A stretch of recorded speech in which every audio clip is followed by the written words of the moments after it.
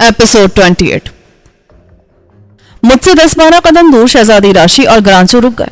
सिर्फ शाफरोंदा आगे बढ़ता रहा। उसका हाथ उसी तरह तलवार के कब्जे पर था। फिर वो भी मुझसे 3 कदम के फासले पर रुक गया।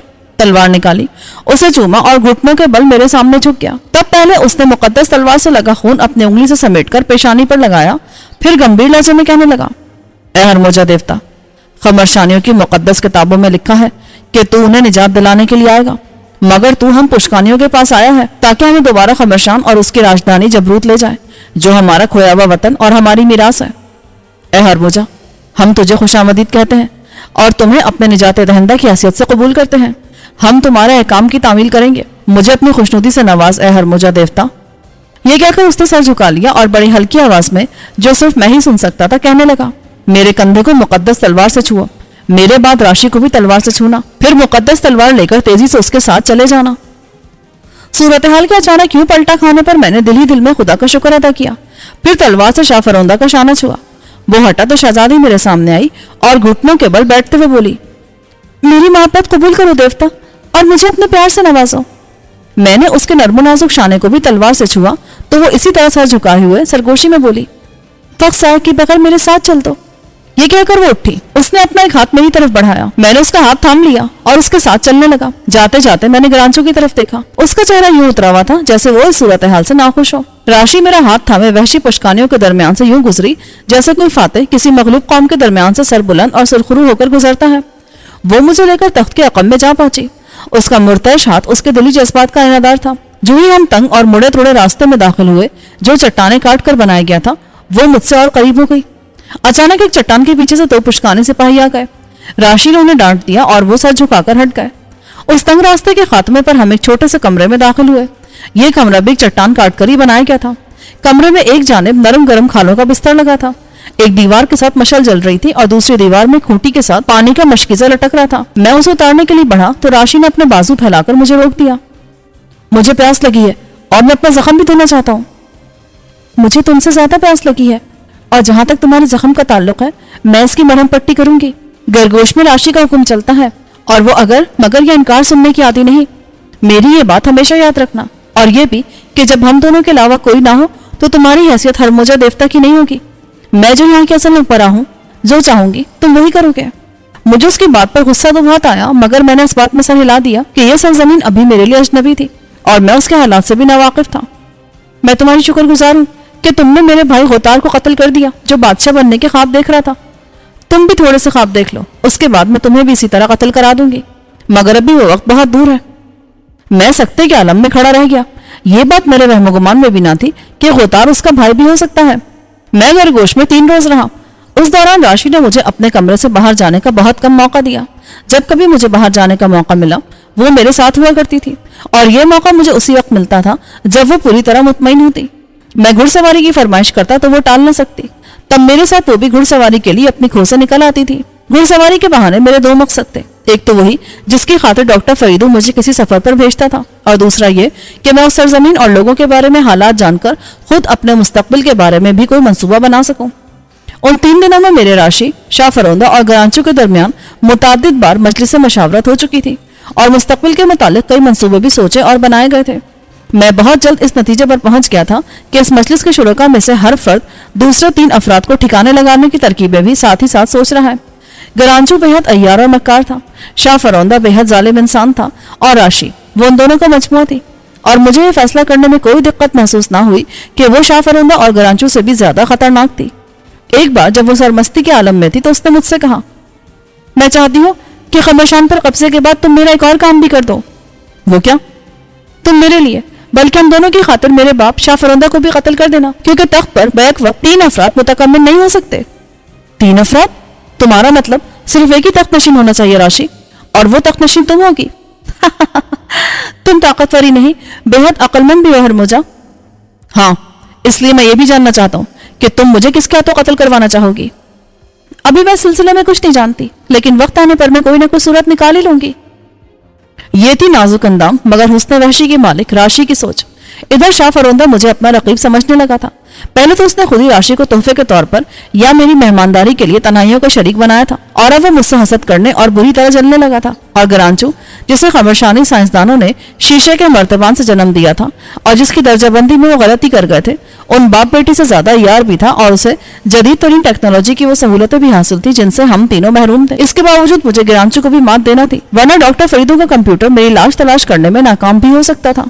मैं नरम गरम बिस्तर पर लेटा हुआ था। मैं और राशि अभी अभी बाहर से वापस आए थे और कुछ थके हुए थे। उस पहाड़ी इलाके में बारिश बहुत होती थी, लेकिन जब कभी बादल ना होते तो मुझे आसमान और सूरज दिखाई देते थे और बहुत दूर खमरशान और गरगोश की सरहद पर एक ऊंची और उफक तउफक फैली हुई फसील भी नजर आती थी, जिसके उस पार एक अजीब सी धुंध छाई रहती थी।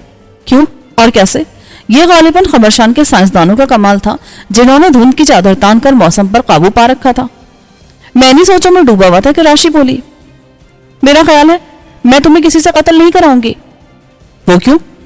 इसलिए कि तुम्हें पाकर मुझे जितनी खुशी मिली है, इतनी खुश मैं पहले कभी नहीं थी। तुमने मुझे हकीकी मोहब्बत से आशना किया है।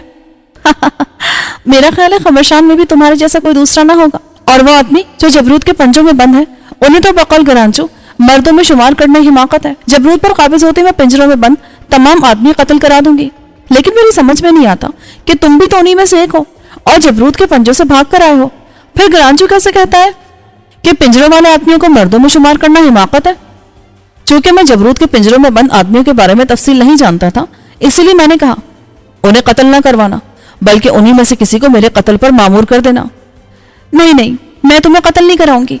इतना मुझे मालूम है कि खमरशानी तुम जैसे तनुमंद और कशीदा कामत नहीं होते। अगर मैंने तुम्हें कत्ल करा दिया तो फिर मेरे लिए कौन सा साथी रह जाएगा? गिरांचू, मैंने बेसाख्ता जवाब दिया। वो तो ख्वाजा सराओं का नीम मर्द है, मेरा साथी कैसे हो सकता है? तुमने खुद ही तो एक बार बताया था कि वो जब भी यहाँ आता है अपने साथ यहाँ की कोई नागताखुदा ले जाता है। अगर वो ख्वाजा सरा होता तो किसी को क्यों ले जाता? लेकिन तुम्हें दूसरी लड़कियों से कोई दिलचस्पी नहीं होनी चाहिए। आइंदा मेरे सामने किसी और का जिक्र मत करना। देखो राशि, मैं ये सब कुछ इसलिए जानना चाहता हूँ कि हम गिरांचू की अय्यारी का जवाब अय्यारी से नहीं दे पाएंगे। वो हम सबसे ज्यादा मक्कार और चालाक है। मैं ये बात इसलिए जानना चाहता था कि अगर पुष्कानी लड़कियां उसकी कमजोरी हैं तो हमें इस कमजोरी से फायदा उठाना चाहिए। वो कुछ देर सोचती रही, फिर बोली, शायद तुम ठीक ही कहते हो। जिन लड़कियों को वो अपने साथ ले गया था, मैंने उनसे पूछा था। वो बताती थी कि गिरांचू ख्वाजा से रही है, मगर वो ज़ाहिर तौर पर मर्दों जैसी बातें करता है और कहता है कि इस तरह वो अपनी मालूमात में इजाफा करता है। ये सुनकर मुझे एक लम्हे के लिए गिरांचू पर रहम आ गया। खमरशान के साइंसदानों की किसी भूल चूक से एक ख्वाजा सरा की हस्ती को मर्द की सोच और जहन मिल गया था और अब वो बेचारा ना इधर का रहा था ना उधर का। फिर अचानक मेरे जहन में एक अनोखी तरकीब आ गई, जिसे मैंने सरगोशी में राशि के कान में उंडेल दिया। वो एकदम भड़क उठी, नहीं, मैं उसकी रफाकत को तस्वुर भी नहीं कर सकती। जिद न करो राशि, अगर तुम उसकी कमजोरी बन गई तो वो तुम्हारे खिलाफ कुछ भी नहीं कर सकेगा। मैंने उसे मशवरा इसलिए दिया था कि मैं खुद भी उसकी कमजोरी बनता जा रहा था, इसलिए राशि मुझे उसके हाथों कोई जरर ना पहुंचने देती। और देखो, वो ना तो तुम पर एतमाद करता है और ना ही तुम्हारे बाप पर और ना मुझ पर। वो हमें अपने मकसद बरारी के लिए इस्तेमाल करना चाहता है, तो फिर क्यों ना तुम भी उसे अपने मकसद बरारी के लिए इस्तेमाल करो। तुम भी गिरांचू जैसी बातें करते हो, बहुत से लफ्ज बोलते हो, बिल्कुल उसी तरह जैसे तेज हवाएं दर्रों से गुजरती चली जाती हैं, मगर उनकी कोई मंजिल नहीं होती। बहरहाल, मैं तुम्हारी बात मानने की पाबंद नहीं, क्योंकि मैं शहजादी बल्कि मलिका हूँ। अलबत्ता मैं इस पर गौर जरूर करूंगी। अब तुम कोई बात नहीं करोगे, क्योंकि कल सुबह तुम्हें गिरांचू के साथ वापस जाना है, इसलिए हमारे पास वक्त बहुत कम है। मैं अपनी जगह मुतमईन था कि उसके जहन में एक ऐसी तरकीब का बीज बो दिया है जिससे गिरांचू पर काबू पाया जा सकता है। जब मैं गिरांचू के साथ जनूबी सूबा खराक के बुर्जे गोगोश वापस आया तो तलवार साथ लेता आया था। शाह फरौंदा तलवार नहीं देना चाहता था, मगर गिरांचू ने उसे किसी न किसी तरह राजी कर ही लिया था। मेरी समझ में नहीं आ सका था कि आखिर गिरांचू मुकद्दस तलवार में इतनी दिलचस्पी क्यों ले रहा है। मेरे पूछने पर उसने बताया, मुकद्दस तलवार इतनी कदीम है जितनी के सरजमीन खमरशान। जब खमरशान के मर्द अपने वतन से निकाले गए तो वो ये तलवार अपने साथ गरगोश ले आए थे। वो अपने वतन से क्यों निकाले गए थे? औरतों ने उनके खिलाफ बगावत कर दी थी और उन्हें मार मार कर गरगोश में धकेल दिया गया था। लेकिन औरत और मर्द का रिश्ता तो हमेशा का होता है, मर्दों के बगैर तो उनकी नस्ल ही खत्म हो जानी थी। इख्तिदार हासिल करने वाली वो औरतें नादान नहीं थी। उन्होंने नस्ल की बका के लिए कुछ आदमियों को कैदी बना लिया था। शिकस्त खुर्दा आदमी गरगोश में बस वहशी बनकर रह गए, मगर उनके जहन से बात अब तक ना निकली कि बुनियादी तौर पर वो खमरशानी है और एक न एक रोज उन्हें दोबारा खमरशान पर कब्जा करना है। मैं चाहता था कि जब तुम खमरशान के दारुल हुकूमत जबरूद जाओ तो मुकद्दस तलवार तुम्हारे पास होनी चाहिए, ताकि वो उसे देखकर मरूब हो जाए और तुम्हें हरमोजा देवता तस्लीम कर ले। मैं ये तो जानता था कि गिरांचू बहुत तैयार है, लेकिन अब मुझे उसकी दूररस मंसूबाबंदी का भी कायल होना पड़ा। मुझे जबरूद कब जाना होगा? बहुत जल्द। क्या तुम उस पर एक छोटा सा एहसान कर सकते हो ग्रांचो? क्या? जबरूत जाने से पहले मैं एक बार योले से मिलना चाहता हूँ। शहजादी के बाद भी तुम्हें उसका नहीं से दिलचस्पी है? क्यों? आखिर उसमें ऐसी क्या खूबी है? तुम इन दोनों में फर्क महसूस नहीं कर सकते ग्रांचू? राशि सरापा आतिश है, मगर योले शोला शबनम का लतीफ इम्तिजाज। राशि मोहब्बत को खुराश समझती है, जबकि योले के हुस्न में निसाइयत है। वो मोहब्बत को तोहफा समझती है, जो मोहब्बत करने वालों को कुदरत की तरफ से खुद ब खुद मिल जाता है। उसे जबरदस्ती हासिल नहीं किया जा सकता। मैं दो औरतों के दरमियान ये फर्क नहीं समझता, मगर एक वक्त आएगा कि मुझ पर भी इस फर्क का इदराक हो जाएगा। बहरकैफ मैं योले को तुमसे मिलने की इजाजत दे दूंगा। मैंने अपने कमरे में आने के बाद खुशबूदार पानी से गुस्ल करके नया लिबास पहन लिया। जब मैं आईने के सामने खड़ा हुआ तो पहली बार मुझे अपनी बढ़ी हुई दाढ़ी देखकर खुशी हुई कि वो मेरे चेहरे पर बहुत भली लग रही थी। फिर मैं योले के इंतजार में मुकद्दस तलवार के दस्ते में जड़े हीरे जवाहरात देखने लगा। खबरशानियों और पुष्कानियों के लिए वो आराइशी पत्थर के टुकड़े थे, लेकिन हमारी दुनिया में उनकी मालियत करोड़ों से कम ना थी। अगर राशि हर वक्त मेरे सर पर सवार ना रहती तो मैं खरगोश में अर्जियाती तज्जिया जरूर करता। अभी मैं हीरों का जायजा ले ही रहा था कि ग्रांचू के हैवान नुमा सिपाही और ख्वाजा सरा योले को लेकर आ गए। वह उस पे मामूल बेहद पुरकशिश लग रही थी। मैंने सिपाही और ख्वाजा सराओं को भेज दिया और योले की तरफ देखा, जो अपनी आंखों में प्यार के दीप जलाए मुझे देखती रही। मैं जानता था कि ग्रांचू स्पाई स्क्रीन पर हमें देख रहा होगा, मगर मुझे उसकी कोई परवाह न थी। जब हमारी नजरें चार हुई तो योले ने अजीब से अंदाज से पलकें झपकाई। यूं लगा जैसे वो आंखों ही आंखों में कोई पैगाम देना चाहती हो या मुझे किसी खतरे से खबरदार कर रही हो। लेकिन मौका महल ऐसा ना था कि मैं उससे कोई सवाल कर सकता। हमारी की गई सरगोशियां रिकॉर्ड हो सकती थी। मैंने उसका हाथ थाम लिया तो अचानक उसके हाथ से बटन के बराबर कोई चीज मेरे हाथ में मुंतकिल हो गई। मैंने चौंके बगैर उसकी तरफ देखा। उसने फिर नाकाबिले फहम अंदाज में पलकें झपकाई। मेरा दिल शिद्दत से धड़क उठा, लेकिन मैं उससे कुछ पूछ नहीं सकता था। अचानक उसका हाथ मेरे हाथ में पिघलने लगा। मैंने लाशौरी घबराहट के तहत उसका हाथ छोड़ दिया और फिर मेरे देखते ही देखते वो धुआं बनकर फिजा में तहलील हो गई। मैं हलक के बल चीख पड़ा। मेरी आवाज देर तक कमरे की चारदीवारी में किसी भटके हुए मुसाफिर की तरह सर टकराती रही। मैं हैरान था कि वो मासूम चेहरा लड़की यूं अचानक धुआं बनकर फिजा में कैसे तहलील हो गई। लेकिन जो लड़की मेरे पास आई थी वो सरापा योले ही थी। अगर ऐसा ना होता तो वो मेरे हाथ में वो बटन नुमा शय कैसे मुंतकिल करती। बहरहाल जो कुछ भी हुआ उसमें नीम मर्द ग्रांचू के अलावा किसी और का हाथ नहीं हो सकता था। मैं बेसाख्ता चीख उठा, ये क्या हरकत है ग्रांचू? ज्यादा ताव खाने की जरूरत नहीं हरमुजा देवता। तुमने थोड़ी देर के लिए योले को देखने को कहा था, मैंने तुम्हें दिखा दिया। बस अब जबरूत जाने के लिए तैयार हो जाओ, मैं सिपाही भेज रहा हूं। मैं गुस्से से बल खाकर रह गया, लेकिन मुझे खामोश रहना ही पड़ा। मैंने ये सोचकर सब्र कर लिया कि योले जो बटन नुमा चीज मुझे देना चाहती थी वो देने की मोहलत उसे मिल गई थी और मेरा ख्याल था कि उसमें कोई खुफिया पैगाम पोशीदा होगा, मगर मैं उसे यहां नहीं देख सकता था।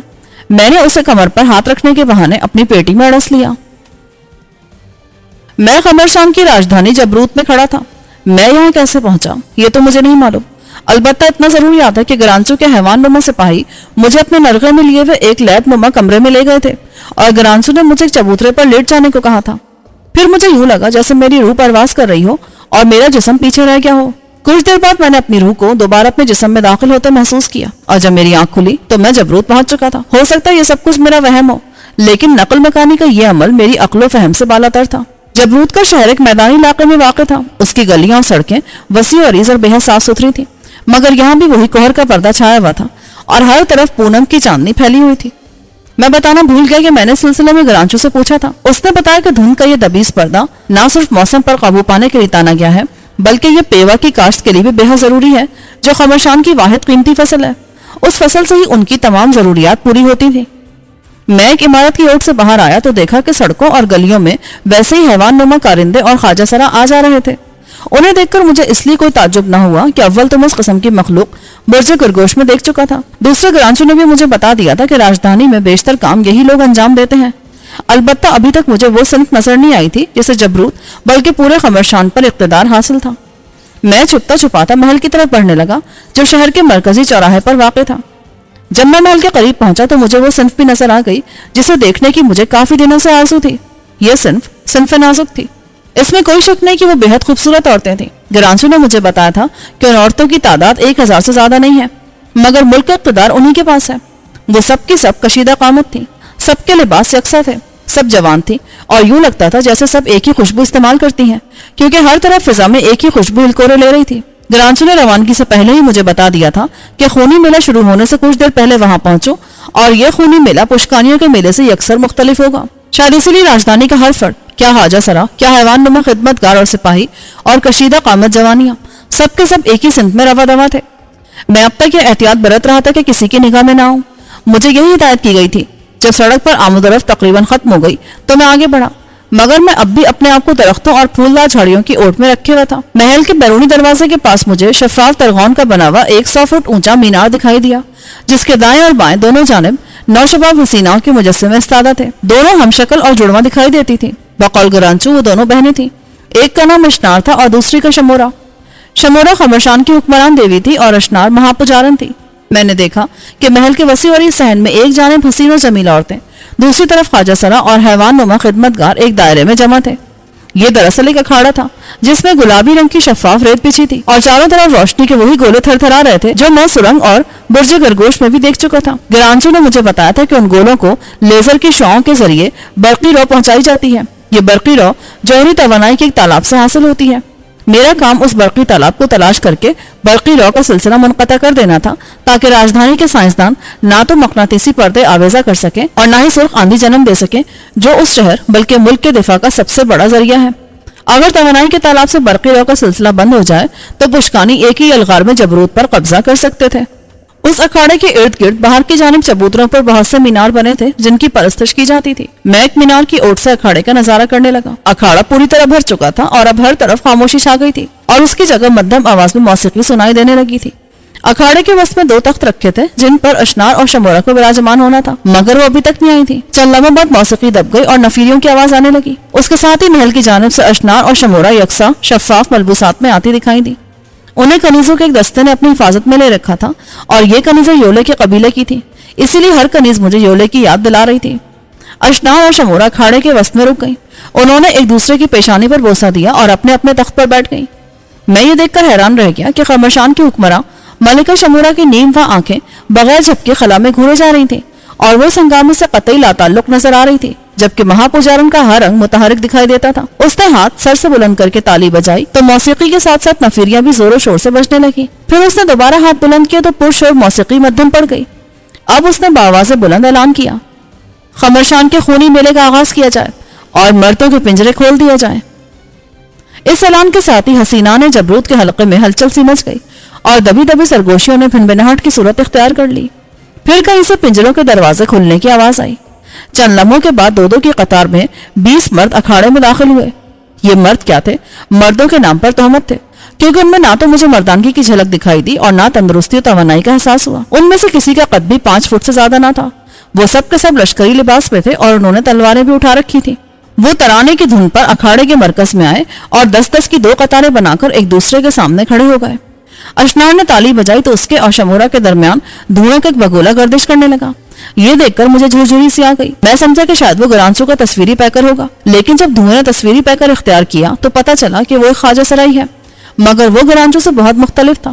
تب مجھے یاد آیا کہ گرانچو نے بتایا تھا وہ راجدھانی میں اس وقت تک داخل نہیں ہو سکتا جب تک اسے خود نہ بلایا جائے یا راجدھانی پر چھایا ہوا مقناطیسی شامیانہ ہٹا نہ دیا جائے۔ میں نے تخت کے سامنے نمودار ہونے والے خواجہ سرا کے تصویری پیکر کی طرف غور سے دیکھا تو پتہ چلا کہ سبز آنکھوں والا یہ خواجہ سرا گرانچو کی بنسبت کافی معمر ہے۔ اس کے چہرے پر جھریوں کا جال بچھا ہوا ہے اور بھویں تک سفید ہو چکی ہیں۔ اس نے دونوں بہنوں کے سامنے سر تسلیم خم کیا تو شمورا نے اس کی طرف کوئی توجہ نہ دی۔ وہ اسی طرح بے حس حرکت بیٹھی خلا میں گھورتی رہی۔ تم اپنے فرائض سے بخوبی آقا و خواجہ سراؤں کے شہنشاہ، ان کی تعمیل کرو، اشنار نے کہا۔ خواجہ سرا نے ایک بار پھر سر تسلیم خم کیا اور مردوں کی طرف بڑھ گیا جو ایک دوسرے کے سامنے شمشیر بدست کھڑے تھے۔ خواجہ سرا نے ان کے قد و قامت کے مطابق جوڑے بنائے اور طبل پر چوٹ کا اشارہ کیا۔ اعلان ہوتے ہی مرد ایک دوسرے سے مصروف پیکار ہو گئے۔ مجھے یہ منظر دیکھ کر رومیو کے پہلوان یاد آ گئے۔ چند ہی لمحوں میں 10 مرد دوسرے 10 مردوں کے ہاتھوں مر چکے تھے۔ اب خواجہ سرا نے وحشی خدام کو اشارہ کیا، وہ آگے بڑھے اور 10 لاشیں اٹھا کر لے کر چلے گئے۔ کچھ خادموں نے نئی ریت بچھائی، طبل پھر بجنے لگا، تلواریں پھر ایک دوسرے سے ٹکرانے لگی۔ چند ہی لمحوں بعد 5 مرد اور ڈھیر ہو گئے۔ اشنار موت کا یہ خونین کھیل دیکھ کر قہقہے لگاتی رہی، لیکن شمورا اسی طرح بے حس حرکت خلا میں گھورتی رہی۔ مرد اس وقت تک ایک دوسرے کا خون بہاتے رہے جب تک کہ ان میں سے 19 لقمے اجل نہ بن گئے۔ آخری بچ جانے والا بھی بری طرح زخمی تھا۔ اشنار نے زخمی فاتح کو مخاطب کرتے ہوئے کہا، اے مردوں کے مرد، جیسا کہ کتابوں میں لکھا ہے اور جیسا کہ میں کہتی ہوں، تم زندہ رہو گے اور مردوں کے پنجرے کے محافظ بنو گے. تمہیں یہ حق بھی حاصل ہے کہ ہماری کنیزوں میں سے جو کنیز تمہیں پسند ہو وہ تمہیں عطا کر دی جائے گی. یہی وہ وقت تھا جب گرانچو کی ہدایت کے مطابق مجھے مداخلت کرنا تھی. میں نے مینار کی اوٹ سے نکل کر ایک نعرہ لگایا تو سب کی نگاہیں میری طرف اٹھ گئیں. میں نے مقدس تلوار لہراتے ہوئے کہا, اب تمہیں کوئی حکم دینے اور کوئی فیصلہ کرنے کا اختیار نہیں رہا اشنار. اب میرے حکم اور فیصلے کی تعمیل ہوا کرے گی, کیونکہ میں ہرموجا ہوں, وہ دیوتا جس کی آمد کا تم لوگوں سے وعدہ کیا گیا تھا. میں آ گیا ہوں اور اب ہر فرد کو میرے احکام بجا لانے ہوں گے. اس دوران سارا مجمع دم بخود تھا. بوڑھے خواجہ سرا نے مجھے دیکھ کر دونوں ہاتھ سینے پر باندھ لیے تھے. کچھ عورتیں, خواجہ سرا اور خدام گھٹنوں کے بل جھک گئے تھے. میں مقدس تلوار لہراتا اشنار اور شمورہ کے تخت کے قریب آ گیا. اشنار کھڑی ہو گئی. اگر تم واقعی دیوتا ہرموجا ہو تو تمہیں کتاب میں کی گئی پیشن گوئی نبھانی پڑے گی. میں گرانچو کے منصوبے کے حصے پر عمل نہیں کرنا چاہتا تھا, مگر اس سے مفر کی بھی کوئی صورت نہ تھی. چنانچہ میں مردوں کے مرد اس واحد فاتح کی طرف پلٹا اور اسے کہا, اپنے دفاع کے لیے تیار ہو جاؤ. وہ بیچارہ مارے ڈر کے تھر تھر کانپنے لگا. پھر وہ 2 قدم پیچھے ہٹا اور التجا آمیز نگاہوں سے اشنار کی جانب دیکھنے لگا. میں نے اشنار کو بولنے کا موقع دیے بغیر اسے حکم دیا, تلوار اٹھاؤ اپنی. میں اس غریب کو قتل نہیں کرنا چاہتا تھا اور اشنار کو اشتعال دلا رہا تھا کہ خود ہی مجھے اس کی جاں بخشی کے لیے کہہ دے, مگر وہ ایک لفظ نہ بولی. فاتح مرد نے اپنی تمام تر قوت و ہمت مجتمع کرتے ہوئے تلوار اٹھائی, مگر پھر اسے پھینک کر گھٹنوں کے بل میرے سامنے بیٹھتے ہوئے بولا, میں کسی دیوتا کا مقابلہ نہیں کر سکتا. میں ہرموجا سے جان کی امان چاہتا ہوں, میری جان بخش دو دیوتا. میں نے ایک نظر اشنار کی طرف دیکھا.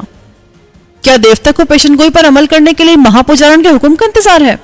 اگر ایسا ہے تو ابھی وہ اتنا ہی کہہ پائی تھی کہ میں نے اشتعال میں آ کر اس بیچارے کا سر بھٹے کی طرح اڑا دیا. پھر میں نے اشنار سے کہا, ہرموجا حکم دیا کرتا ہے, سنا نہیں کرتا. میں یہاں خمرشان کے مستقل تحفظ اور اسے دشمنوں کے خطرے سے ہمیشہ کے لیے نجات دلانے آیا ہوں. اشنار, یہ بندوبست فوراً کیا جائے. یہ کہتے ہوئے میں نے تیز نگاہوں سے اشنار کی طرف دیکھا. وہ بلا کی حسین لیکن بے حد نازک اندام تھی. اس کی سیاہ گہری آنکھوں میں بے پناہ ذہانت کی چمک نمایاں تھی. اس کے یاقوتی لبوں پر ایک تمسخر انگیز تبسم ابھرا. تم ہرموجا دیوتا ہو تو تمہارے ہر حکم کی تعمیل کی جائے گی. گوما کے ساتھ جاؤ دیوتا, یہ تمہارے آرام کا خیال رکھے گا. اس نے بوڑھے خواجہ سرا کی طرف اشارہ کرتے ہوئے اپنی بات جاری رکھی. میں کچھ دیر بعد دیوتا کے پاس آ جاؤں گی. میں بوڑھا خواجہ سرا گوما کی رہبری میں اکھاڑے سے محل کی طرف جانے لگا تو وہ لڑکیاں جنہیں حسن و شباب کا پیکر کہا جائے تو بیجا نہ ہوگا, میرے سامنے گھٹنوں کے بل جھک گئیں. ایک لمحے کے لیے مجھے یوں لگا جیسے میں سچ مچ کا دیوتا ہوں اور دیوتاؤں کو ندیدوں کی طرح انسانی حسن کا نظارہ نہیں کرنا چاہیے. اس لیے ان کی طرف دیکھے بغیر میں بے نیازی کے انداز میں آگے بڑھتا چلا گیا. محل کے پائے باغ سے گزر کر ہم ایک طویل راہداری میں داخل ہوئے جس کا اختتام ایک وسیع و عریض ہال پر ہوا. اس ہال کا طرز تعمیر قدیم و جدید کا خوبصورت امتزاج تھا. ہال کی دیواروں پر مغلیہ طرز کی محرابیں بنی تھی لیکن طویل دریچے فرانسیسی دریچوں سے ملتے جلتے تھے. اس ہال میں 20 خواجہ سرا مختلف اقسام کی مشینوں پر کام میں مصروف تھے. عمارت اور مشینوں میں خمرشان کی واحد پیداوار ترغون کو استعمال کیا گیا تھا. وہاں کام کرنے والے ہر خواجہ سرا کا لباس یکساں تھا. کچھ خواجہ سرا سلیٹوں پر کچھ لکھنے میں مصروف تھے. سب نے سر جھکا کر گوما کو یا مجھے تعظیم دی مگر منہ سے ایک لفظ نہ بولے. گوما میری راہبری کرتا مجھے دوسرے ہال میں لے گیا. یہ ہال تعمیر کے اعتبار سے مختلف تھا. اس میں 3 دیواریں تو دائرے کی صورت میں بنی ہوئی تھی مگر چوتھی دیوار سیدھی تھی. اس دیوار پر بے شمار سوئچ لگے تھے. ہال کے درمیان میز نما مشین پر گوما جیسا ایک اور بوڑھا خواجہ سرا بیٹھا تھا. اس نے پہلے گوما اور پھر مجھے دیکھا اور سر خم کر کے اپنے کام میں مشغول ہو گیا. گوما نے دائیں دیوار کے پاس جا کر ایک بٹن دبایا تو بغلی گول دیوار میں ایک دروازہ کھل گیا. گوما مجھے لیے اس دروازے میں داخل ہوا. یہ ایک مربع کمرہ تھا اور اس میں ایسی بھنبھناہٹ گونج رہی تھی جس سے میرے کان بخوبی آشنا تھے. یہ بھنبھناہٹ دراصل سدھا کمپیوٹرز کی تھی اور میں ایسی ہی آواز ڈاکٹر فریدوں کے کمپیوٹر چیمبر میں جاتے وقت کئی بار سن چکا تھا. گوما نے ایک دیوار کے ساتھ رکھے کاؤچ کی طرف اشارہ کر کے کہا, یہاں تشریف رکھیں جناب. آپ کو قیامگاہ تک پہنچانے سے پہلے میں آپ سے کچھ باتیں کرنا چاہتا ہوں کہ مہا پجارن اشنار کا مجھے یہی فرمان ہے. میں نے اسے جواب دینے کے بجائے اپنے لبادے سے ایک ٹکڑا پھاڑا اور اس سے تلوار پر لگا خون صاف کرنے لگا. میرا مقصد یہ تھا کہ وہ مقدس تلوار اچھی طرح پہچان لے. میرے اس عمل کا نتیجہ خاطر خواہ نکلا. آپ یہاں تشریف لانے سے پہلے گرگوش گئے ہوں گے کیونکہ یہ مقدس تلوار وہاں وحشی پشکانیوں کے ناجائز قبضے میں تھی. ہاں گوما, اس تلوار کے لیے مجھے غوتار کو قتل کرنا پڑا جو پشکانیوں میں سب سے طاقتور اور بہادر تھا. مگر یہ ساری باتیں تم تو جانتے ہی ہوگے. نہیں جناب, مجھے اطراف ہے کہ گرگوش کے معاملے میں ہماری معلومات اتنی نہیں ہیں جتنی کی ہونی چاہیے. تاہم میرا قیاس یہی تھا. مجھے محسوس ہوا جیسے بوڑھا خواجہ سرا مجھے باتوں میں لگا کر میرے متعلق اندازہ کرنا چاہتا ہے کہ میں کتنے پانی میں ہوں. میں نے اس کی گہری سبز آنکھوں میں آنکھیں ڈالتے ہوئے کہا، تم نے کہا ہے کہ تم مجھ سے کچھ باتیں کرنا چاہتے ہو، مگر میں تم سے بات کیوں کروں؟ میں ہرموجہ ہوں اور صرف ملکہ شمورہ یا مہاپوجارن اشنار سے بات کروں گا۔ کہاں ہے وہ؟ انہیں فوراً میرے حضور آنا چاہیے۔ ویسے تم کون ہو اور کیا ہو؟ بوڑھا چند لمحے مجھے گھورتا رہا، پھر بولا، آپ کے وجود اور یہاں آمد نے بڑی عجیب صورتحال پیدا کر دی ہے دیوتا۔ میں آپ کو دیوتا کے لفظ سے اس لیے مخاطب کر رہا ہوں کہ آپ نے اپنے آپ کو ہرموجہ کی حیثیت سے متعارف کرایا ہے، حالانکہ میں اور اشنار اچھی طرح جانتے ہیں کہ ہرموجہ دیوتا کا کوئی وجود نہیں، اور سیدھے سادے لوگوں کو دھوکہ دینے کے لیے یہ ڈھکوسلا بنایا گیا ہے تاکہ وہ کبھی سرتابی کی جرات نہ کر سکیں۔ مگر سوال یہ پیدا ہوتا ہے کہ آپ گرگوش سے خمرشان میں کیسے داخل ہو گئے، اور پھر مقناطیسی پردوں کو عبور کرتے ہوئے جبروت کیسے آن پہنچے؟ میں آپ سے سوال اس لیے کر رہا ہوں کہ اشنار ان کا جواب چاہتی ہے اور وہ اس وقت ہماری گفتگو سن رہی ہے۔ گوما کے اس انکشاف نے کہ ہرموجہ دیوتا محض ایک ڈھکوسلا ہے مجھے عجیب مخمصے میں ڈال دیا۔ میں چند لمحے صورتحال پر غور کرتا رہا، پھر گوما سے بولا، کیا یہ کمرہ اور یہ جگہ خفیہ کہلائی جا سکتی ہے؟ کیا یہاں پر ہونے والی بات چیت یا نقل و حرکت جبروت کے باہر اسپائی اسکرین پر تو نہیں دیکھی یا سنی جا سکتی؟ آپ کا اشارہ غالباً جنوبی صوبہ خراق کے برج گرگوش کی طرف ہے جناب۔ نہیں، ہماری گفتگو اور نقل و حرکت وہاں نہیں دیکھی یا سنی جا سکتی، البتہ مہاپوجارن اشنار سب کچھ دیکھ اور سن رہی ہے، اس لیے آپ بلا کھٹکے سب کچھ صاف صاف اور سچ سچ بتا دیں۔ میں نے اول تاخر گوما کو اپنی ساری رودات سنا دی۔ اس دوران وہ کچھ نہ بولا اور نہ ہی اشنار نے کوئی دخل اندازی کی۔ آخر گوما بولا، ہمارے سائنسدان بخوبی جانتے ہیں کہ کائنات میں ہماری دنیا کے علاوہ بھی اور کئی سیارے ہیں۔ ہم نے 12 ان سیاروں سے رابطہ قائم کرنے کی کوشش بھی کی، لیکن اپنی اس کوشش میں ناکام رہے۔ ہمارے یہاں صرف ایک ہی فصل ہوتی ہے جس کا نام پیوا ہے۔ ہم اپنی ساری ضروریات پیوا کی مختلف مصنوعات سے پوری کرتے ہیں، مگر اس کی کاشت کے لیے خاص قسم کا موسم درکار ہوتا ہے، اس لیے ہم نے موسم پر قابو پا لیا ہے۔ مگر ہمارے سائنسدان ابھی موسم پر قابو نہیں پا سکے۔ میں نے اسے بتایا، تم یہ مت سمجھو کہ میں کسی اور سیارے سے یہاں آیا ہوں، میں اسی زمین کا باشندہ ہوں، لیکن ہمارا تعلق مختلف زمانوں سے ہے۔ میں تم سے بہت پہلے کے زمانے سے تعلق رکھتا ہوں۔ بہرحال سائنسی ارتقاء میں وقت لگتا ہے سرفروش۔ میں تنہائی میں تمہیں اسی نام سے مخاطب کروں گا، مہاپوجارن اشنار بھی تخلیہ میں تمہیں سرفروش کہے گی، لیکن لوگوں کے سامنے تم ہرموجہ ہی بنے رہو گے۔ تم ہمیشہ اشنار کی بات کرتے ہو، جبکہ میں نے کتابوں میں شمورہ کا ذکر بھی پڑھا ہے۔ کتابوں کے مطابق ہمارے مذہب میں 2 جڑواں بہنیں اقتدار کی مالک ہوتی ہیں، ایک کو شمورہ کا نام دیا جاتا ہے اور دوسری کو اشنار کہتے ہیں۔ شمورہ حکمراں ملکہ ہوتی ہے اور اشنار مہاپوجارن، اسے موت کی دیوی بھی کہا جاتا ہے۔ سائنسی ارتقاء کے باعث ہم مذہب ترک کر دیتے، لیکن اقتدار پر قابض رہنے کے لیے مذہب ہماری ضرورت بن گیا ہے۔ ایک بات اور بھی سن لو، یہاں اقتدار کی ساری ذمہ داریاں اشنار پوری کرتی ہے، کیونکہ شمورہ ذہنی طور پر ایک بچی ہے، اس کی ذہنی نشو نما ویسی نہیں ہوئی جیسی کی ہونی چاہیے تھی۔ مجھے گرانچو کے بارے میں بھی بتاؤ گوما۔ گزشتہ کچھ عرصے سے ہم گرانچو کی ذہنی استعداد کے بارے میں مشکوک تو ہو چکے تھے، لیکن ہمیں اس بات کا یقین نہیں ہو سکا تھا کہ اس کی استعداد 14 درجے سے زیادہ ہے۔ اب تم نے بتایا ہے تو اس سلسلے میں بھی ہمیں ضروری اقدام کرنا پڑیں گے۔ چونکہ گرانچو لڑکیوں میں دلچسپی رکھتا ہے، اس لیے میں نے شہزادی راشی سے کہا تھا کہ وہ اسے اپنے دام میں پھنسا کر ختم کر دے۔ میں نے گوما اور اشنار کو بتایا جو کہیں دور بیٹھی سن رہی تھی۔ گرانچو کا خاتمہ ہمارے مفاد کے خلاف ہوگا سرفروش۔ ہم چاہتے ہیں کہ وہ زندہ رہے اور پشکانیوں کو اکسا کر خمرشان میں لے آئے تاکہ ہم انہیں ہمیشہ کے لیے ختم کر دیں۔ ویسے گرانچو اتنا عیار ہے کہ اسے کوئی عورت ختم نہیں کر سکتی۔ گوما نے راشی کو نہیں دیکھا تھا اور وہ اس کی تقریبی صلاحیتوں سے بھی آگاہ نہیں تھا، اسی لیے وہ ایسا کہہ رہا تھا۔ تمہاری سوچ ٹھیک نہیں ہے سرفروش، خود میری تخلیق کے عمل میں بھی کچھ گڑبڑ ہو گئی تھی اور جوانی میں بھی گرانچو جیسا ہی تھا، مگر یقین رکھو گرانچو کو کوئی عورت دھوکہ نہیں دے سکتی۔ مجھے یوں لگا جیسے گوما دلوں کا حال پڑھنا جانتا ہو۔ میں اس سے یہ پوچھنے ہی والا تھا کہ کمرے میں اشنار کی آواز گونجنے لگی۔ تم نے بہت باتیں کر لی گوما، اب باقی باتیں میں خود ہی ہرموجہ یا سرفروش سے کر لوں گی۔ اب اسے اس کی قیام گاہ پر لے جاؤ، جب یہ آرام کر لے تو اسے میرے پاس لے آنا۔ نہیں اشنار نہیں، جب تک رسم پوری نہ ہو جائے تمہیں یا شمورہ کو ہرموجہ سے نہیں ملنا چاہیے، کیونکہ کتابوں میں یہی لکھا ہے، تم مانو یا نہ مانو، مگر میں دیکھ رہا ہوں کہ خمرشان پر زبردست خطرہ منڈلا رہا ہے، اس لیے مجھ پر اعتماد کرو مہاپوجارن اور تھوڑا سا صبر کر لو۔ کچھ دیر خاموشی چھائی رہی، پھر اشنار نے صرف ایک لفظ کہا جسے میں سمجھ نہ سکا، لیکن گوما کے چہرے کے تاثرات بتاتے تھے کہ اشنار نے اس کی تجویز رد کر دی ہے۔ وہ کچھ دیر چپ چاپ کھڑا رہا، پھر بولا، وہ مجھ سے ناراض ہو گئی ہے۔ دراصل وہ تمہیں دیکھنے کے بعد اپنے دل پر قابو نہیں پا رہی، جبکہ ہمیں ابھی اور بہت سے مسائل کی طرف دیکھنا ہے۔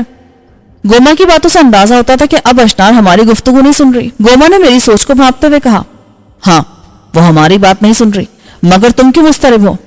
میں نے اسے ٹالنے کے لیے پیٹی سے وہ بٹن نما چیز نکال کر گوما کے ہاتھ پہ رکھ دی جو یولے نے مجھے دی تھی. یہ کیا ہے گوما؟ تم نے اب تک مجھے اس کے متعلق کیوں نہیں بتایا تھا؟ میں نہیں چاہتا تھا کہ اشنار کو میرے اور یولے کے تعلقات کا علم ہو. آخر کیا ہے کیا بلا؟ یہ ایک پیغام ہے. وہ اس بٹن نما شے کو مہذب عدسے سے دیکھتے ہوئے بولا. یولے کو میں نے گرانچو کے پاس جاسوسی کے لیے بھیجا تھا. اس نے ان تمام باتوں کی تصدیق کی ہے جو تم نے بتائی ہے. اس لیے اب تم پر کسی قسم کے شک و شبے کی گنجائش باقی نہیں رہی. مجھے خوشی ہے کہ یولے ابھی تک زندہ ہے. لیکن یولے نے تو مجھے بتایا تھا کہ وہ سزا کے طور پر برج خرگوش بھیجی گئی ہے. ہاں اس نے سچ ہی بتایا تھا، مگر تم اس کے لیے کیوں پریشان ہو رہے ہو؟ وہ تمہارے لیے جاسوسی کر رہی ہے گوما. تمہیں اس کو مرنے سے بچانا چاہیے. میں نے اس سے ایسا کوئی وعدہ نہیں کیا تھا، اور کرتا بھی کیسے؟ اس نے گناہ کیا تھا جس کی سزا اسے بہر صورت بھگتنا تھی. اگر اس نے جاسوسی کیا تو یہ اس کا فرض تھا.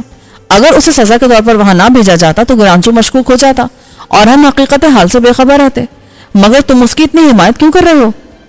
اس لیے کہ وہ مجھے پسند ہے اور میں چاہتا ہوں کہ اسے موت کے منہ میں جانے سے بچا لیا جائے. اور ابھی میں اتنا ہی کہہ پایا تھا کہ اس نے ہونٹوں پر انگلی رکھ کر مجھے خاموش رہنے کا اشارہ کیا اور کمرے میں ادھر ادھر دیکھنے کے ساتھ ساتھ کچھ سننے کی کوشش بھی کرنے لگا. پھر اس نے مجھے اپنے ساتھ آنے کا اشارہ کیا اور ایک دروازہ کھول کر دوسرے کمرے میں داخل ہو گیا. میں بھی اس کے پیچھے پیچھے کمرے میں آیا.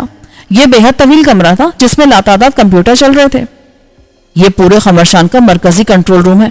سارا کاروبار حکومت یہیں سے کنٹرول کیا جاتا ہے. آؤ میں تمہیں دکھاتا ہوں کہ اسے چلانے کے لیے برقی توانائی کہاں سے حاصل کی جاتی ہے. یہ کہہ کر گوما میری رہنمائی کرنے لگا. کمپیوٹرز کی بھول بھلائیوں میں ایک جگہ زمین 2 سیڑھیاں دکھائی دی. گوما اور اس کے پیچھے میں بھی نیچے اتر گئے. وہ بولا، ہرموجا کی حیثیت سے آپ کو بلا تاخیر توانائی کا تالاب دیکھ لینا چاہیے، کیونکہ وہ آپ ہی کا عطا کردہ ہے اور اسی کی وجہ سے ہمارا کاروبار حیات چل رہا ہے. میں جانتا ہوں کہ آپ اور مہاپجارن اشنار اسے دانشمندانہ طور پر استعمال کرتے رہیں گے. یہ کہتے ہوئے اس نے جلدی جلدی پلکیں جھپکائیں تاکہ میں کوئی سوال نہ کروں. اب ہم ایک ایسے کمرے میں پہنچ گئے تھے جس کی چھت گنبد نما تھی. اس کے نیچے این مرکز میں گول تالاب بنا تھا جس کے کنارے کنارے ایک چھوٹا سا جنگلہ لگا ہوا تھا. جنگلے کی طرف بڑھتے ہوئے اچانک میری نگاہ دوسری دیوار کی طرف اٹھ گئی اور میں وہیں کا وہیں کھڑا رہ گیا. دیوار کے ساتھ ایک تخت پر اشنار آنکھیں بند کے لیٹی تھی، لیکن اب اس کے بال سیاہ کی بجائے سرخ دکھائی دے رہے تھے. اس کے یاقوتی لبوں پر ہلکا سا تبسم بکھرا ہوا تھا. یہ اولین ملکہ اشنار ہے جسے مرے ہوئے لاکھوں شبرے گزر چکے ہیں، لیکن جب تک خمرشان زندہ ہے یہ مر کر بھی اسی طرح زندہ رہے گی، اور جب تک یہ زندہ رہے گی خمرشان بھی زندہ رہے گا. کتابوں میں یہی لکھا ہے. لیکن یہ مر کر زندہ کیسے گھوما؟ کیونکہ اسے موت کے بعد توانائی کے تالاب کے پاس رکھ دیا گیا تھا، اور توانائی کے تالاب کی تاثیر سے ہر شے اسی حالت میں باقی رہتی ہے تا وقت ہے کہ توانائی کی لہریں منقطع نہ کر دی جائیں.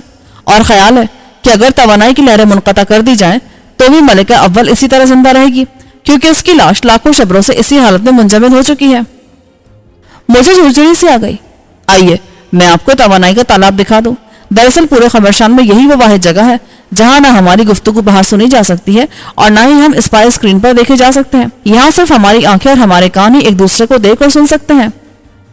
یہاں کون کون آ سکتا ہے؟ اب تک صرف اشنار، شمورا اور میں یہاں آ سکتے تھے، مگر اب تم چوتھے آدمی ہو جو یہاں آئے ہو. میں نے تمہیں توانائی کا تالاب دکھا کر خمرشان کی تقدیر تمہارے ہاتھوں میں دے دی ہے، جیسا کہ گرانچو چاہتا تھا. ہم جنگلے کے قریب آ گئے. یہ جنگلہ تقریباً 12 فٹ قطر والے تالاب کے گرد پھیلا ہوا تھا. اس تالاب کی سطح اتنی پرسکون، صاف و شفاف تھی کہ یوں لگتا تھا جیسے صدیوں سے اسے نہ چھیڑا گیا ہو. میں نے تالاب میں جھانک کر گہرائی کا اندازہ لگانے کی کوشش کی تو یوں لگا جیسے وہ اتھا ہو، لیکن ذرا گہرائی میں مجھے ایک بے حد چمکدار اینٹ رکھی دکھائی دے گئی. وہ کیا چمکدار چیز ہے گوما؟ یہی چیز تو ساری توانائی کا سرچشمہ ہے جناب. کیا آپ جانتے ہیں کہ اس سے توانائی کیسے حاصل کی جاتی ہے؟ میں سائنسدان نہیں بلکہ جنگجو ہوں. یہ بتاؤ اگر اسے کسی طرح چھیڑا جائے تو کیا ہوگا؟ معلوم نہیں، مگر کتابوں میں لکھا ہے کہ اگر اس چمکدار چیز کو کسی طرح حرکت میں لایا جائے تو سب سے پہلے چھیڑنے والا فنا ہو جائے گا، پھر توانائی ختم ہو جائے گی، اور اگر توانائی ختم ہو گئی تو خمرشان تباہ برباد ہو جائے گا. اب تم خود ہی اندازہ کر لو گوما، گرانچو کتنا عیار و خطرناک ہے. اگر میں اس کے کہنے پر عمل کرتا تو نہ صرف خود مر جاتا بلکہ خمرشان بھی تباہ ہو جاتا. صرف اتنا ہی نہ ہوتا، اس کے بعد وہ پشکانیوں کو یہاں لے آتا تاکہ بچے کچے خمرشانی بھی ان کے ہاتھوں تحقیق ہو جاتے. یہ سن کر میں نے نصف تلوار نیام سے باہر کھینچ لی اور گوما سے کہا، میں یہ سب کچھ اب بھی کر سکتا ہوں گوما؟ ہاں، آپ مجھے قتل کیے بغیر یہ تلوار پھینک کر اس چمکدار چیز کو ہلا سکتے ہیں اور میں آپ کا کچھ نہیں بگاڑ سکتا. ہم خواجہ سرا لڑنا بھڑنا نہیں جانتے، لیکن میں نہیں سمجھتا کہ آپ محض گرانچو کی خاطر مرنا پسند کریں گے. تم گرانچو کی خاطر مرنے کی کہہ رہے ہو؟ मुझे सबसे ज्यादा मुसरत उस रोज होगी जब मैं ग्रांचू को खत्म कर दूंगा, और मेरा ख्याल है वो वक्त ज्यादा दूर नहीं है। वो वक्त जितनी जल्दी आए बेहतर है, लेकिन हमें हर कदम बड़ी एहतियात से उठाना पड़ेगा और इससे पहले मंसूबाबंदी करना पड़ेगी जिसमें अशनार भी शरीक होगी। दूसरा ये भी याद रखो कि हम बार बार यहाँ आकर बातें नहीं कर सकते, वरना अशनार मशकूक हो जाएगी। और हाँ, वो योले वाली बात अधूरी रह गई। आखिर चक्कर क्या है? चक्कर सिर्फ इतना है कि मैं उसे चाहता हूँ और मुझे यकीन है कि तुम अपने इख्तियारात से काम लेकर उसे बचा सकते हो।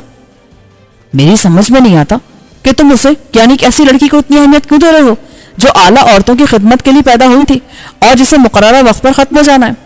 बहरसूरत मैं तुम्हारी खातिर कोशिश करूंगा, मगर इस वक्त वो बुर्ज गरगोश में ग्रांचू की कैद में है और मैं उसकी खातिर ग्रांचू को खत्म नहीं कर सकता। दूसरा, जब तक ग्रांचू बुर्ज गरगोश में है मैं उसका कुछ बिगाड़ भी नहीं सकता। इसका मतलब है कि तुमने मुझे टालने के लिए कोशिश करने का कह दिया है, मगर सही मानों में तुम योले को बचाना नहीं चाहते। नहीं सरफरोश, इस वक्त उसे बचाने का मौका नहीं है, लेकिन मौका मिलते ही मैं तुम्हारी ख्वाहिश जरूर पूरी करूंगा। अगर मैं इस वक्त योले को वापस बुलाऊं तो ग्रांचू फौरन मशकूक हो जाएगा कि तुमने सब कुछ हमें बता दिया है। मैं ग्रांचू के लिए तवानाई की तरसील रोक कर उसे बेबस कर सकता हूँ, मगर इस तरह खुद जबरूत का दिफा भी खत्म हो जाएगा। तब ग्रांचू पुष्कानियों को लेकर हम सब पर हमला कर देगा। तुम ये सारी बातें क्यों नहीं समझते? मैं सब समझता हूँ। तुम योले को महज अशनार के डर से बचाना नहीं चाहते कि कहीं वो तुमसे नाराज ना हो जाए। इसमें कोई शक नहीं कि तुम बहुत अक्लमंद हो सरफरोश। हकीकत यही है कि मैं अशनार की खफगी मोल नहीं ले सकता। तुम नहीं जानते कि वो कितने इख्तियारात की मालिक है। शमूरा तो बराए नाम हुक्मरान मलिका है, वरना सब कुछ अशनार के हाथों में है। सच तो यह है कि अगर मैं अशनार को ना रोकता तो वो अब तक अपनी बहन शमूरा को कत्ल करके खुल्लम खुल्ला हुक्मरान मलिका बन जाती। वो अब भी शमूरा को खत्म किए बगैर नहीं रहेगी। अब एक बात और भी सुन लो, जिस जुर्म की पादाश में योले को सजा दी गई, अशनार खुद भी वो जुर्म बार बार कर चुकी है। वो खुफिया तौर पर मर्दों के पिंजरे से किसी न किसी को बुलवाती रहती है। वो अगली सुबह उस मर्द को कोई ऐसा जहर खिला देती है कि वो पिंजरे में वापस जाते ही मर जाता है। मैं उसके इस जुर्म से आगा हूँ, मगर वो इतनी दीदा दिलेर है कि उसे जरा भी परवाह नहीं। अब तक तो मैं राशि को ही इंतहाई संगदिल औरत समझता रहा था, मगर अब पता चला कि अशनार जैसी नर्म नाजुक लड़की उससे कहीं ज्यादा बेरहम और पत्थर दिल है। वो मकसद बरारी के लिए ना तो रिश्तों का कोई ख्याल करती है और ना ही मजहब के तकद्दुस का एहतराम करती है। रस्म और रिवाज तक की परवाह नहीं करती। अब तुम खुद ही सोचो सरफरोश, अगर अशनार को जरा सा भी शुबा हो गया कि तुम योले में दिलचस्पी रखते हो तो ये शकी योले की मौत बन जाएगा। सिर्फ उसकी ही नहीं, तुम्हारी और मेरी मौत भी। ना मुझे योले की परवाह है और ना अपनी। मैं अपनी उम्र के शबरे पूरे कर चुका हूँ, बल्कि हर बार जब मुझे खत्म करने की बारी आती है तो अशनार मेरे शबरे बढ़ा देती है। मगर मैं तुम्हारी मौत नहीं चाहता, क्योंकि मुझे तुमसे बहुत सी उम्मीदें हैं। आओ, अशनार तुमसे मिलने के लिए बेताब हो रही होगी और फिर तुम्हें रस्म फतह जबर भी अदा करनी है।